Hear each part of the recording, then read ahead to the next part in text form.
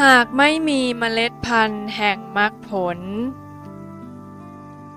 อภีชัสสตุสังสาโรทีโคเยวะอนันติโกตัสสมาหิโมจนัตถิโกภาวนาพีชังกะเรยะอภีชัสสะเทวดามนุษย์ผู้ไม่มีเมล็ดพันธุ์แห่งมรรคผลสังสาโรทีโคเยวะอนันติโกวัฏฏะสงสารของเขาจะยาวนานต่อไปอย่างไม่มีที่สิ้นสุดตัดสมาหิเพราะเหตุนั้นโมจะนัตถิโกเทวดามนุษย์ผู้ประสงค์จะหลุดพ้นจากวัฏฏะสงสารภาวนาพีชังกะเรยะพึงรีบเพาะเมล็ดพันธุ์แห่งมรรคผลไว้ความว่าบุคคลผู้ไม่มีเมล็ดพันธุ์แห่งมรรคผลคือไม่ได้เจริญวิปัสสนาภาวนาจะต้องเวียนว่ายอยู่ในวัฏฏะสงสารอย่างยาวนานโดยไม่มีจุดสิ้นสุดเพราะฉะนั้น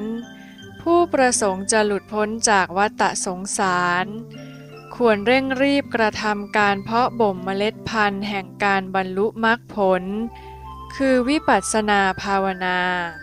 ให้เจริญงอกงามขึ้นโดยเร็วเถิด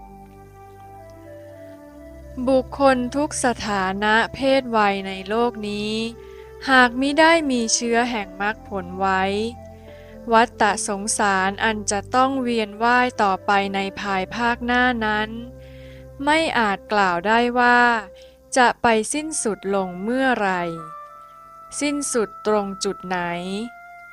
คำว่าวัฏฏะสงสารเกี่ยวข้องโดยตรงกับคำว่าอัตตาหรืออวิชชาหรืออัตตทิฏฐิอัตตานี้แหละเป็นตัวการใหญ่ที่ทำให้เกิดระบบการเวียนว่ายตายเกิดอัตตาทำให้ตายเกิดหรือจะเรียกว่าอัตตาเป็นผู้ทำให้มีการตายเกิดก็ได้การเวียนว่ายตายเกิดนี้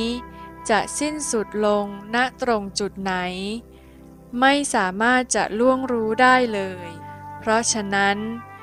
บุคคลทั้งคฤหัสถ์ชายหญิง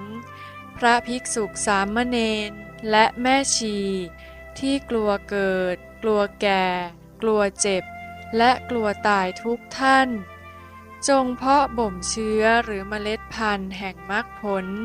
อันเป็นเหตุแห่งการไม่เกิดไม่แก่ไม่เจ็บและไม่ตายให้เจริญงอกงาม